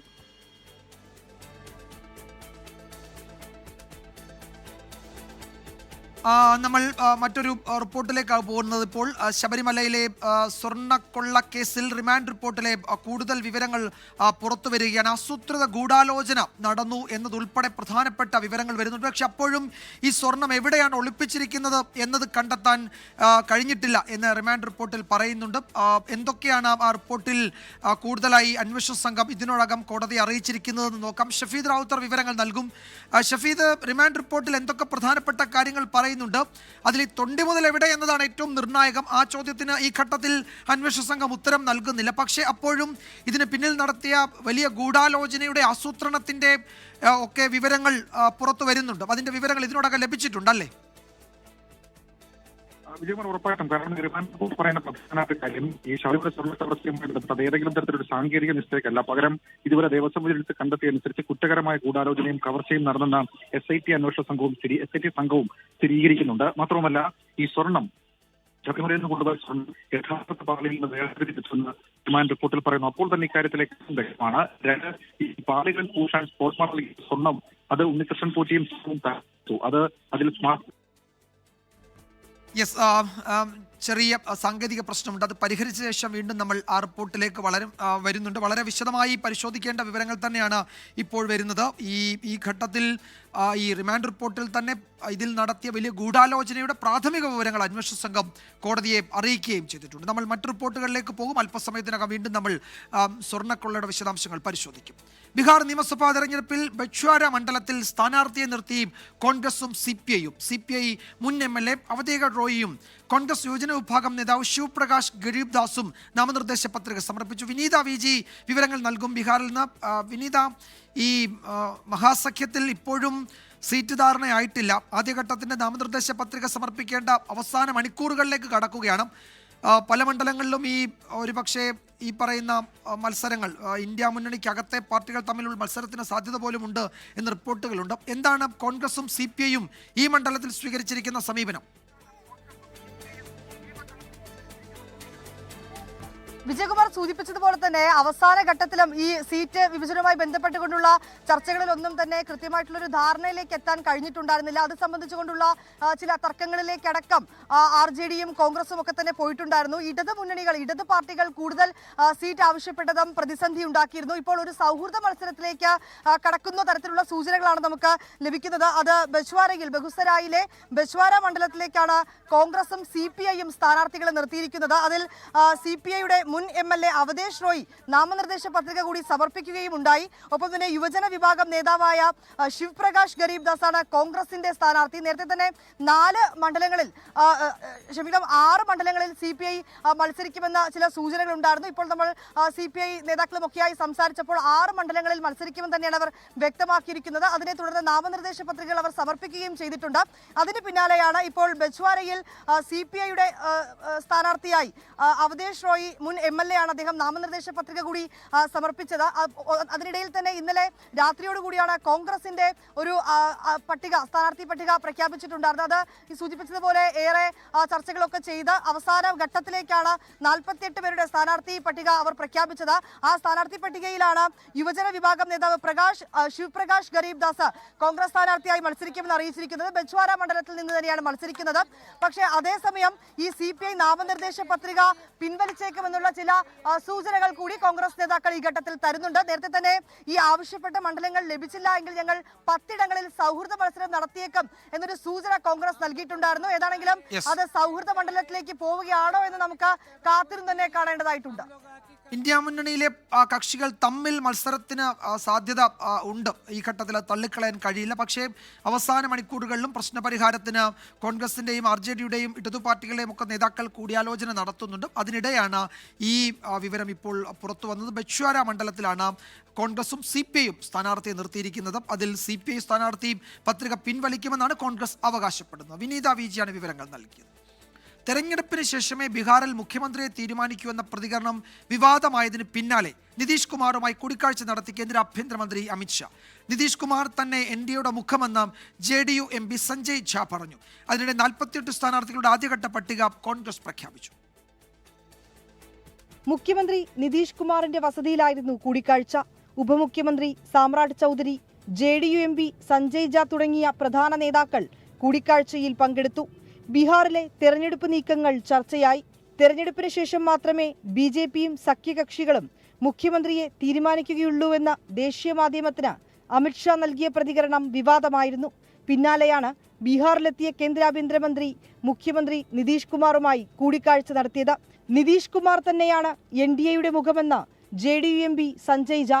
NDA के नेता नीतीश कुमार है, NDA के फेस नीतीश कुमार है और उन्हीं के नाम पर हम लोग बिहार में चुनाव लड़ने जा रहे हैं. ഒന്നാം ഘട്ട നാമനിർദ്ദേശ പത്രിക സമർപ്പിക്കുന്നതിനുള്ള സമയപരിധി ഇന്ന് അവസാനിക്കും. 48 പേരുടെ ഒന്നാം ഘട്ട സ്ഥാനാർത്ഥി പട്ടിക കോൺഗ്രസ് പ്രഖ്യാപിച്ചു. ആദ്യഘട്ടത്തിൽ മത്സരിക്കുന്ന 24 പേരാണ് പട്ടികയിലുള്ളത്. CPIML 20 മണ്ഡലങ്ങളിലും CPI 6 മണ്ഡലങ്ങളിലും CPIM 4 മണ്ഡലങ്ങളിലും മത്സരിക്കും. ബീഹാറിൽ പോരാട്ടത്തിനൊരുങ്ങി നേതാക്കൾ. പ്രധാനമന്ത്രി ഉൾപ്പെടെ 40ഓളം പ്രമുഖ നേതാക്കൾ NDAയ്ക്കായി ബീഹാറിൽ പ്രചരണത്തിനെത്തും. പ്രധാനപ്പെട്ട നേതാക്കളെ മഹാസഖ്യവും ബീഹാറിലേക്ക് എത്തിക്കും. പട്നയിൽ നിന്ന് ക്യാമറാമാൻ ജിജീന്ദ്രനൊപ്പം വിനീത VG 24. സാങ്കേതിക ഡിജിറ്റൽ VC നിയമനത്തിൽ മുൻഗണനാ പട്ടിക തയ്യാറാക്കി മുഖ്യമന്ത്രി. മുൻ VCമാരായ സജി ഗോപിനാഥിനും MS രാജശ്രീക്കും പട്ടികയിൽ പ്രഥമ പരിഗണന നൽകിയിട്ടില്ല. അക്കാദമിക് യോഗ്യത മാത്രം പരിഗണിച്ചാൽ പട്ടിക എതിർക്കേണ്ടതില്ല എന്ന നിലപാടിലാണ് രാജ്ഭവൻ. സുപ്രീംകോടതി ജസ്റ്റിസ് അധ്യക്ഷനായ സമിതി ഓരോ സർവകലാശാലയ്ക്കും 4 പേരെ വീതം ഉൾപ്പെടുത്തിയാണ് VC നിയമനത്തിനായി ചുരുക്കപ്പട്ടിക തയ്യാറാക്കിയത്. സർക്കാർ ഈ പേരുകളിൽ മുൻഗണനാക്രമം തീരുമാനിച്ചു. സർക്കാർ അനുകൂല നിലപാട് സ്വീകരിച്ചിരുന്ന മുൻ VCമാരായ സജി ഗോപിനാഥ്, MS രാജശ്രീ എന്നിവർ പട്ടികയിൽ ഉൾപ്പെട്ടെങ്കിലും ആദ്യ പേരുകാരായി ഇവരെ ഉൾപ്പെടുത്തിയിട്ടില്ല. അക്കാദമിക് യോഗ്യത മാത്രം കണക്കാക്കിയാണ് സർക്കാർ മുൻഗണനാ പട്ടിക തയ്യാറാക്കിയത്. കേരളത്തിന് പുറത്തുനിന്നുള്ള 2 പേരെയാണ് കേരള സാങ്കേതിക സർവകലാശാലയിലേക്കും ഡിജിറ്റൽ സർവകലാശാലയിലേക്കുമുള്ള VCമാരുടെ പട്ടികയിൽ ഒന്നാം പേരുകാരായി ചേർത്തത് എന്നാണ് സൂചന. ഗവർണറുടെ പ്രതിനിധികൾ നൽകിയ ലിസ്റ്റ് പൂർണ്ണമായും തഴഞ്ഞതായും സൂചനയുണ്ട്. രാഷ്ട്രീയ ചായ്വുള്ളവരെ VC പട്ടികയിൽ ഉൾപ്പെടുത്തി തിരിച്ചടി നേരിടാതിരിക്കാനാണ് നീക്കം. പട്ടിക ഉടൻ ഗവർണർക്ക് കൈമാറാനാണ് തീരുമാനം. രാഷ്ട്രീയ സ്വാധീനമില്ലാത്ത മുൻഗണനാ പട്ടികയാണ് നൽകുന്നതെങ്കിൽ എതിർക്കേണ്ടതില്ല എന്ന നിലപാടിലാണ് രാജ്ഭവനും. ഉമേഷ് ബാലകൃഷ്ണൻ, 24 തിരുവനന്തപുരം. ഗൾഫ് രാജ്യങ്ങൾ സന്ദർശിക്കുന്ന മുഖ്യമന്ത്രി പിണറായി വിജയന്റെ ആദ്യ പൊതുപരിപാടി ഇന്ന്. ബഹ്റൈൻ കേരളീയ സമാജം ഓഡിറ്റോറിയത്തിൽ ഇന്ന് വൈകിട്ടാണ് പരിപാടി. ആദ്യഘട്ട ഗൾഫ് സന്ദർശനത്തിന്റെ ഭാഗമായി ഇന്നലെ ബഹ്റൈനിലെത്തിയ മുഖ്യമന്ത്രിയുടെ ആദ്യത്തെ പൊതുപരിപാടി ഇന്ന് വൈകുന്നേരം 6:30 ബഹ്റൈൻ കേരളീയ സമാജം ഡയമണ്ട് ജൂബിലി ഹാളിൽ നടക്കുന്ന പ്രവാസി മലയാളി സംഗമം മുഖ്യമന്ത്രി ഉദ്ഘാടനം ചെയ്യും. പ്രവാസി പുനരധിവാസ പാക്കേജ്, പെൻഷൻ പദ്ധതി, വിമാന ടിക്കറ്റ് നിരക്ക്, തൊഴിൽ സുരക്ഷ തുടങ്ങി വിവിധ വിഷയങ്ങളിൽ സർക്കാരിന്റെ പുതിയ നീക്കങ്ങളും നിലപാടും മുഖ്യമന്ത്രി പ്രഖ്യാപിക്കുമെന്നാണ് പ്രവാസികളുടെ പ്രതീക്ഷ. മന്ത്രി സജി ചെറിയാൻ, ഇന്ത്യൻ സ്ഥാനപതി Vinod K Jacob, MA Yusuf Ali, chief secretary A Jayathilak തുടങ്ങിയവരും പരിപാടിയിൽ പങ്കെടുക്കും. സൗദി സന്ദർശനത്തിന് കേന്ദ്രാനുമതി ലഭിക്കാത്ത സാഹചര്യത്തിൽ ഇന്നത്തെ ബഹ്റൈൻ പരിപാടി കഴിഞ്ഞ് മുഖ്യമന്ത്രി കേരളത്തിലേക്ക് മടങ്ങും. ഒക്ടോബർ 24, 25 തീയതികളിൽ ഒമാനിലേക്കായിരിക്കും അടുത്ത സന്ദർശനം. പിന്നീട് പല ഘട്ടങ്ങളായി ഖത്തർ, കുവൈത്ത്, UAE എന്നീ രാജ്യങ്ങളും സന്ദർശിക്കും. 24 ബഹ്റൈൻ. സംസ്ഥാനത്ത് അടുത്ത 5 ദിവസം ശക്തമായ മഴ തുടരാൻ സാധ്യത. 10 ജില്ലകളിൽ ഇന്ന് യെല്ലോ അലർട്ട് പ്രഖ്യാപിച്ചു. മലയോര മേഖലകളിൽ മഴ കുറെ കൂടി ശക്തമാകും. അലക്സ് റാം മുഹമ്മദ് വിവരങ്ങൾ നൽകും തിരുവനന്തപുരത്ത് നിന്ന്. അലക്സ്, ഈ തുലാവർഷം കേരളത്തിൽ എത്തിയതിന്റെ ആദ്യ ദിവസങ്ങളിൽ തന്നെ സംസ്ഥാനത്ത് പരക്കെ മഴയ്ക്കാണ് സാധ്യത, അല്ലേ? വിജയകുമാർ, തീർച്ചയായും തുലാവർഷം സംസ്ഥാനത്ത് സജീവമാകുന്നു എന്നാണ് കേന്ദ്ര കാലാവസ്ഥാ വകുപ്പിന്റെ പ്രവചനത്തിൽ നിന്ന് വ്യക്തമാകുന്നത്. ഇന്നടക്കം അടുത്തു വരുന്ന 5 ദിവസങ്ങളിൽ സംസ്ഥാനത്ത് ശക്തമായ മഴയ്ക്ക് സാധ്യത ഉണ്ടെന്ന പ്രവചനം, മുന്നറിയിപ്പ് കേന്ദ്ര കാലാവസ്ഥാ വകുപ്പ് നൽകുന്നുണ്ട്. തിരുവനന്തപുരം, കൊല്ലം, പത്തനംതിട്ട, ആലപ്പുഴ, കോട്ടയം, എറണാകുളം, ഇടുക്കി, തൃശൂർ, മലപ്പുറം, കോഴിക്കോട് എന്നിങ്ങനെ 10 ജില്ലകളിൽ ഇന്ന് യെല്ലോ അലർട്ട് പ്രഖ്യാപിച്ചിട്ടുണ്ട്. ശക്തമായ മഴയ്ക്കുള്ള സാധ്യത സംസ്ഥാനത്തെ 10 ജില്ലകളിൽ നിലനിൽക്കുന്നു എന്നാണ് കേന്ദ്ര കാലാവസ്ഥാ വകുപ്പ് അറിയിക്കുന്നത്. 7 മുതൽ 11 സെന്റിമീറ്റർ വരെ മഴ ഈ 10 ജില്ലകളിൽ ലഭിക്കാൻ സാധ്യതയുണ്ടെന്നുള്ളതാണ് പ്രധാനപ്പെട്ട കാര്യം. പത്തനംതിട്ട, കോട്ടയം, എറണാകുളം, ഇടുക്കി, തൃശൂർ, പാലക്കാട്, മലപ്പുറം, കോഴിക്കോട്, വയനാട് ജില്ലകളിൽ നാളെ ശക്തമായ മഴയ്ക്കുള്ള സാധ്യതാ മുന്നറിയിപ്പായി യെല്ലോ മുന്നറിയിപ്പ് നൽകിയിട്ടുണ്ട്. തൊട്ടടുത്ത ദിവസങ്ങളിലും കൂടുതൽ ജില്ലകളിൽ യെല്ലോ മുന്നറിയിപ്പ് നൽകിയിട്ടുണ്ട്. ഉച്ചയ്ക്ക് ശേഷമുള്ള ഇടിമിന്നലും കാറ്റോടും കൂടിയ മഴയാണ് ഈ തുലാവർഷ മഴയുടെ ഒരു പ്രത്യേകത. അത്തരത്തിലുള്ള മഴയ്ക്ക് തന്നെയായിരിക്കും സാധ്യതയുള്ളത്. അതേസമയം മലയോര മേഖലയിൽ മഴ അല്പം കൂടി കനക്കാനുള്ള സാധ്യത നിലനിൽക്കുന്നുണ്ട്. മലയോര മേഖലയിലുള്ളവർ പ്രത്യേക ജാഗ്രത ഈ ഘട്ടത്തിൽ തുടരണമെന്നുള്ളതാണ് പ്രധാനപ്പെട്ട മുന്നറിയിപ്പ്. മറ്റൊരു പ്രധാനപ്പെട്ട കാര്യം തീരവുമായി ബന്ധപ്പെട്ടാണ്. കേരള, കർണാടക, ലക്ഷദ്വീപ് തീരങ്ങളിൽ മത്സ്യബന്ധനത്തിന് ഏർപ്പെടുത്തിയ വിലക്ക് തുടരും. കാരണം ശക്തമായ കാറ്റിനും കടൽ പ്രക്ഷുബ്ധമാകാനും സാധ്യതയുണ്ടെന്ന് കേന്ദ്ര കാലാവസ്ഥാ വകുപ്പ് നേരത്തെ അറിയിച്ചിരുന്നു. അതുമാത്രമല്ല, അറബിക്കടലിൽ നിലനിൽക്കുന്ന ചക്രവാത ചുഴി ഞായറാഴ്ചയോടെ അത് ന്യൂനമർദ്ദമായി ശക്തി പ്രാപിക്കാനും സാധ്യതയുണ്ട്. ഇതിന്റെ സ്വാധീനമാണ് സംസ്ഥാനത്ത് ഈ ദിവസങ്ങളിൽ മഴ കനക്കാൻ കാരണമെന്നാണ് കേന്ദ്ര കാലാവസ്ഥാ വകുപ്പ് അറിയിക്കുന്നത്. തീരവുമായി ബന്ധപ്പെട്ട് നിലനിൽക്കുന്ന പ്രധാനപ്പെട്ട ജാഗ്രതാ മുന്നറിയിപ്പുകൾ മത്സ്യത്തൊഴിലാളികളും തീരദേശവാസികളും പാലിക്കേണ്ടതുണ്ട്. ശരി, തുലാവർഷം സംസ്ഥാനത്ത് കരുത്താർജിക്കുകയാണ്. മഴ തുടരും അടുത്ത ദിവസങ്ങളിൽ. അലക്സ് റാം മുഹമ്മദാണ് വിവരങ്ങൾ നൽകിയത് തിരുവനന്തപുരത്തുനിന്ന്. യുക്രൈൻ യുദ്ധത്തിൽ വീണ്ടും ട്രംപ് പുടിൻ കൂടിക്കാഴ്ചയ്ക്ക് കളമൊരുങ്ങുന്നു. ഹംഗറിയുടെ തലസ്ഥാനമായ ബുഡാപെസ്റ്റിൽ വൈകാതെ ചർച്ച നടക്കുമെന്ന് ഡൊണാൾഡ് ട്രംപ് അറിയിച്ചു. അതേസമയം ഇന്ന് വൈറ്റ് ഹൗസിൽ യുക്രൈൻ പ്രസിഡന്റ് വ്ളാദിമിർ സെലൻസ്കിയുമായി ട്രംപ് കൂടിക്കാഴ്ച നടത്തുന്നുണ്ട്. വ്ളാദിമിർ സെലൻസ്കിയുമായി ഇന്ന് കൂടിക്കാഴ്ച നടത്തുന്നതിന് മുന്നോടിയായാണ് ഇന്നലെ റഷ്യൻ പ്രസിഡന്റ് വ്ളാദിമിർ പുടിനുമായി ഡൊണാൾഡ് ട്രംപ് 2 മണിക്കൂറോളം ഫോണിൽ ചർച്ച നടത്തിയത്. യുക്രൈൻ വിഷയത്തിൽ അലാസ്കയിലെ ആങ്കറേജിൽ ഓഗസ്റ്റ് 15-ന് കൂടിക്കാഴ്ച നടത്തിയതിനു ശേഷം ഇതാദ്യമായാണ് ഇരുവരും തമ്മിലെ സംസാരം. ഗസയിൽ വെടിനിർത്താനായത് യുക്രൈൻ റഷ്യ യുദ്ധം അവസാനിപ്പിക്കുന്നതിനുള്ള ചർച്ചകളിലേക്ക് നയിക്കുമെന്ന് വിശ്വസിക്കുന്നുവെന്ന് ട്രംപിന്റെ പ്രതികരണം. 2 ആഴ്ചയ്ക്കുള്ളിൽ താനും പുടിനുമായി ഹംഗറി തലസ്ഥാനമായ ബുഡാപെസ്റ്റിൽ കൂടിക്കാഴ്ച നടത്തുമെന്നും ട്രംപ് വ്യക്തമാക്കി. യുക്രൈന് കൂടുതൽ സൈനിക സഹായം ആവശ്യപ്പെട്ടാണ് ഇന്ന് സെലൻസ്കി ട്രംപിനെ കാണുന്നത്. റഷ്യയിലെ സൈനിക താവളങ്ങൾ ലക്ഷ്യം വെക്കുന്നതിന് അമേരിക്കൻ നിർമ്മിത ദീർഘദൂര ടോമോഹോക്ക് മിസൈലുകൾ സെലൻസ്കി നേരത്തെ ആവശ്യപ്പെട്ടിരുന്നു. ടോമോഹോക്ക് മിസൈലുകൾ യുക്രൈന് നൽകുന്ന കാര്യം പരിഗണിച്ചേക്കുമെന്ന് ട്രംപ് നേരത്തെ വ്യക്തമാക്കിയിരുന്നു. എന്നാൽ യുക്രൈന് ടോമോഹോക്ക് മിസൈലുകൾ നൽകുന്നത് സമാധാന ശ്രമങ്ങളെ അപകടത്തിലാക്കുമെന്ന് പുടിൻ പ്രതികരിച്ചിരുന്നു. ടോമോഹോക്ക് മിസൈലുകളെ പറ്റിയുള്ള സംഭാഷണമാണ് റഷ്യയെ ചർച്ചകളിലേക്ക് മടങ്ങാൻ പ്രേരിപ്പിച്ചതെന്ന് സെലൻസ്കി പറഞ്ഞു. International desk 24. ശബരിമല സ്വർണ്ണക്കൊള്ളക്കേസിലെ റിമാൻഡ് റിപ്പോർട്ട് വിവരങ്ങൾ 24-ന്. യഥാർത്ഥ സ്വർണ്ണപ്പാളികളിൽ നിന്ന് ഉണ്ണികൃഷ്ണൻ പോറ്റി സ്വർണം വേർതിരിച്ചെടുത്തു എന്നാണ് കണ്ടെത്തിയിരിക്കുന്നത്. പാളികളിൽ പൂശാൻ സ്പോൺസർമാർ നൽകിയ സ്വർണവും ഉണ്ണികൃഷ്ണൻ പോറ്റിയും സംഘവും തട്ടിയെടുത്തുവെന്നും റിമാൻഡ് റിപ്പോർട്ടിൽ പറയുന്നുണ്ട്. ഷഫീദ് റാവുത്തർ വിവരങ്ങൾ നൽകും പത്തനംതിട്ടയിൽ നിന്ന്. ഷഫീദ്, എന്തൊക്കെ പ്രധാനപ്പെട്ട വിവരങ്ങളാണ് ഈ റിമാൻഡ് റിപ്പോർട്ടിലുള്ളത്? തൊണ്ടി മുതൽ എവിടെ എന്നത് സംബന്ധിച്ച് എന്തെങ്കിലും സൂചനകളോ അതിലേക്ക് വെളിച്ചം വീശാവുന്ന എന്തെങ്കിലും പരാമർശമോ റിപ്പോർട്ടിലുണ്ടോ? വിജയകുമാർ, നിലവിൽ ഇപ്പോൾ അന്വേഷണ സംഘം കൊടുത്തിരിക്കുന്ന റിമാൻഡ് റിപ്പോർട്ടിൽ തട്ടിയെടുത്ത സ്വർണം എവിടെ എന്നുള്ള കാര്യത്തിൽ വിവരങ്ങളില്ല. മാത്രവുമല്ല, അക്കാര്യത്തിൽ പറയുന്ന കാര്യം ഏതെങ്കിലും തരത്തിൽ അതിന്റെ അന്വേഷണത്തിന്റെ ഘട്ടത്തിലേക്ക് കടക്കുന്നു, അതിനു വേണ്ടിയിട്ടാണ് നിർണായകമായ അറസ്റ്റും കസ്റ്റഡിയും എന്നുള്ള കാര്യം മാത്രമാണ് പറയുന്നത്. കുറ്റകരമായ ഗൂഢാലോചനയും കവർച്ചയും നടന്നുവെന്ന റിമാൻഡ് റിപ്പോർട്ട് സ്ഥിരീകരിക്കുന്നുണ്ട്. മാത്രവുമല്ല, ഈ ശബരിമലയിൽ നിന്ന് ഉണ്ണികൃഷ്ണൻ പോറ്റി സുഹൃത്ത് വഴി കൊണ്ടുപോയ സ്വർണ്ണപ്പാളി ഉൾപ്പെടെ ആ യഥാർത്ഥ സ്വർണ്ണപ്പാളിയിൽ നിന്ന് സ്വർണം വേർതിരിച്ചെടുത്തു എന്ന റിമാൻഡ് റിപ്പോർട്ടിൽ കണ്ടെത്തലുണ്ട്. അത് വളരെ നിർണായകമാണ് ഈ അന്വേഷണത്തെ സംബന്ധിച്ചിടത്തോളം. കാരണം കഴിഞ്ഞ കുറച്ച് ദിവസങ്ങളായി നമ്മൾ ഈ ദേവസ്വം വിജിലൻസിന്റെ റിപ്പോർട്ടിന്റെ അടക്കം അടിസ്ഥാനത്തിൽ സംശയിച്ച കാര്യമാണ്.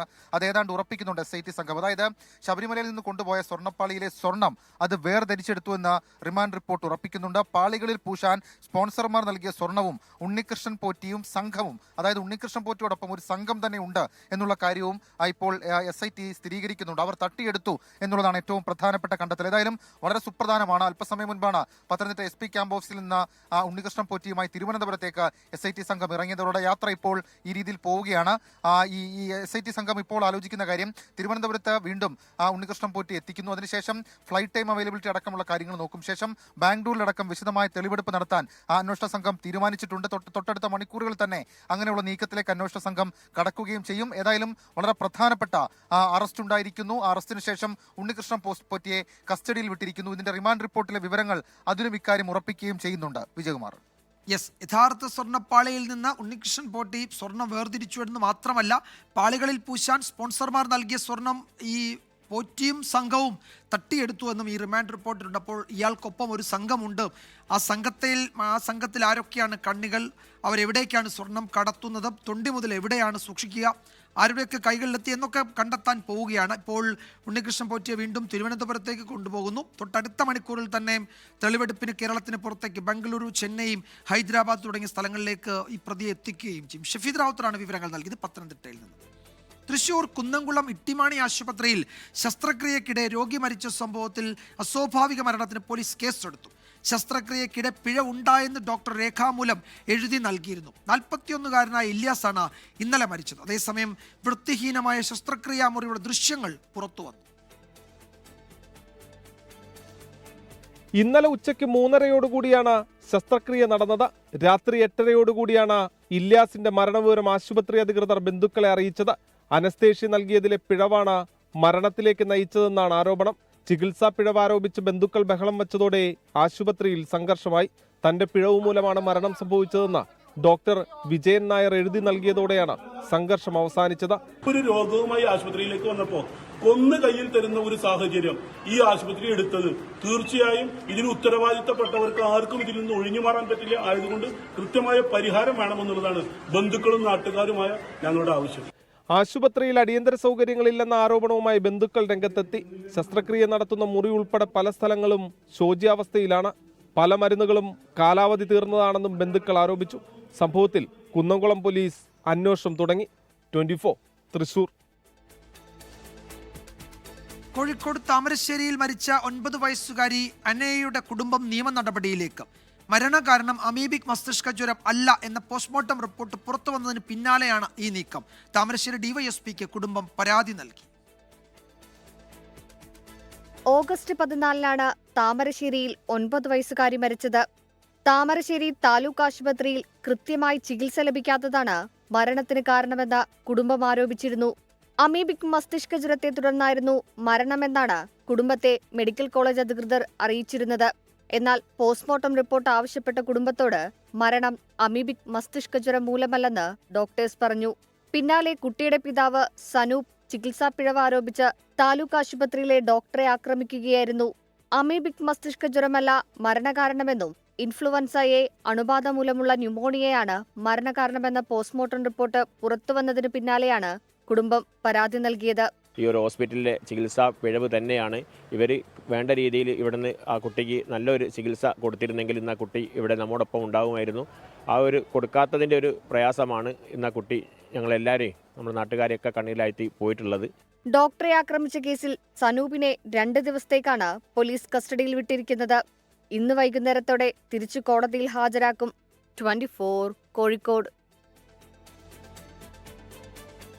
BJP വേദിയിലെത്തി സംഗീത സംവിധായകൻ ഔസേപ്പ് അച്ഛൻ. തൃശൂർ കോർപ്പറേഷനിൽ സംഘടിപ്പിച്ച വികസന മുന്നേറ്റ യാത്രയുടെ ഉദ്ഘാടന വേദിയിലാണ് ഔസേപ്പ് അച്ഛൻ പങ്കെടുത്തത്. തെരഞ്ഞെടുപ്പിൽ മത്സരിക്കണമെന്ന് BJP നേതാവ് B. ഗോപാലകൃഷ്ണൻ ഔസേപ്പ് അച്ഛനോട് ആവശ്യപ്പെട്ടു. അതേസമയം വിമർശനവുമായി കോൺഗ്രസ് നേതാക്കളും രംഗത്തെത്തി. ഒരു വർഷം മുൻപ് RSS വേദിയിലെത്തിയതിനു പിന്നാലെയാണ് ഔസേപ്പ് അച്ഛൻ BJP വേദിയിലെത്തിയത്. വില്ലടത്ത് നിന്ന് തൃശൂർ കോർപ്പറേഷനിലേക്ക് B. ഗോപാലകൃഷ്ണൻ നയിക്കുന്ന യാത്രയുടെ ഉദ്ഘാടന വേദിയിലായിരുന്നു ഔസേപ്പച്ചനും അധ്യാപകനും രാഷ്ട്രീയ നിരീക്ഷകനുമായ ഫക്രുദ്ദീൻ അലിയും എത്തിയത്. യാത്രയുടെ പതാക ഗോപാലകൃഷ്ണന് കൈമാറിയതും ഇരുവരും ചേർന്നാണ്. ആശയങ്ങൾക്ക് വരെ വ്യത്യാസങ്ങളുണ്ടാവാം തനതായി, പക്ഷെ നമ്മുടെ രാജ്യത്തിനു വേണ്ടിയിട്ട് നമ്മളെല്ലാവരും ഒറ്റക്കൈയായിട്ട് പ്രവർത്തിക്കണം. ഔസേപ്പച്ചനോട് തെരഞ്ഞെടുപ്പിൽ മത്സരിക്കണമെന്നാവശ്യപ്പെട്ട B. ഗോപാലകൃഷ്ണൻ വേദിയിൽ പുകഴ്ത്തുകയും ചെയ്തു. നിങ്ങൾ നല്ലവരായിട്ടുള്ള ആൾക്കാരാണ്, ഒരു കളങ്കമില്ലാത്ത ആളുകളാണ്, ജനത്തെ സേവിക്കാൻ പറ്റിയ ആൾക്കാരാണ്. നിയമസഭയിൽ നിങ്ങളെപ്പോലെയുള്ള ആളുകൾ നിയമസഭയിൽ മത്സരിക്കണമെന്നാണ് ഭാരതീയ ജനതാ പാർട്ടിയുടെ ആഗ്രഹം. എന്നാൽ ഔസേപ്പച്ചൻ BJP വേദിയിലെത്തിയതിനെ മുൻ MPയും കോൺഗ്രസ് നേതാവുമായ TN പ്രതാപൻ വിമർശിച്ചു. തൃശ്ശൂരിൽ ഉള്ള ആളുകൾ അല്ലെങ്കിൽ തന്നെ ഒരു അബദ്ധത്തിൽ തെറ്റുപറ്റി അത് പശ്ചാത്താപ സന്ദർഭത്തിലാണ്. ചിലരൊക്കെ ചില സന്ദർഭത്തിൽ ചിലതാവുമെന്ന് ചിലർക്കൊക്കെ അറിയാമല്ലോ. BJP തൃശൂർ ജില്ലാ കമ്മിറ്റിയുടെ നേതൃത്വത്തിൽ തൃശൂരിന്റെ വികസനം BJPയുടെ ഗ്യാരണ്ടി എന്ന മുദ്രാവാക്യം ഉയർത്തിക്കൊണ്ട് 4 യാത്രകളാണ് ഇന്ന് സംഘടിപ്പിച്ചിരിക്കുന്നത്. 24 തൃശൂർ. മുസ്ലിം ലീഗിനെതിരെ രൂക്ഷ വിമർശനവുമായി SNDP general secretary Vellappally Natesan. അവസരവാദ രാഷ്ട്രീയത്തിന്റെ അപ്പോസ്തലന്മാരാണ് ലീഗ് നാളെ ഇടതുമുന്നണിക്കൊപ്പം കൂടിയാലും ആരും അത്ഭുതപ്പെടില്ല. വർഗീയതയുടെ ഏണിയിലൂടെ ഉപമുഖ്യമന്ത്രി പദത്തിലെത്താനുള്ള ശ്രമത്തിലാണ് ലീഗെന്നും യോഗനാഥ മാസികയിലെ മുഖപ്രസംഗത്തിൽ വെള്ളാപ്പള്ളി നടേശൻ വിമർശിച്ചു. ശബരിമലയിൽ നടന്ന ഈ സ്വർണ്ണക്കൊള്ളയുടെ കൂടുതൽ വിവരങ്ങളാണ് ഇപ്പോൾ പുറത്തു വരുന്നത്.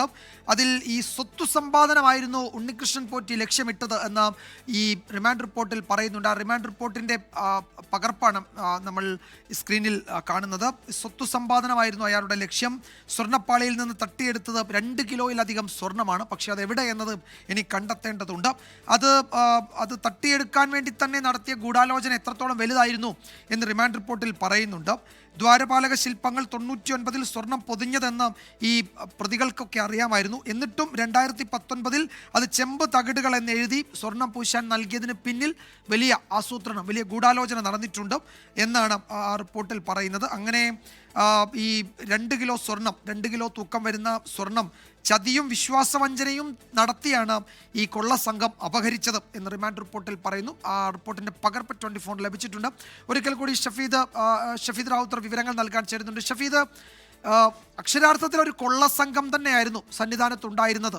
അതിൻ്റെ തലവൻ ഉണ്ണികൃഷ്ണൻ പോറ്റിയാണോ അതോ ഇനി മറ്റാരെങ്കിലും ഒളിവിൽ മറഞ്ഞിരിക്കുന്നുണ്ടോ എന്ന് മാത്രമേ സംശയമുള്ളൂ. ബാക്കിയൊക്കെ ഏതാണ്ടൊക്കെ തെളിഞ്ഞു വരുന്നുണ്ടല്ലേ?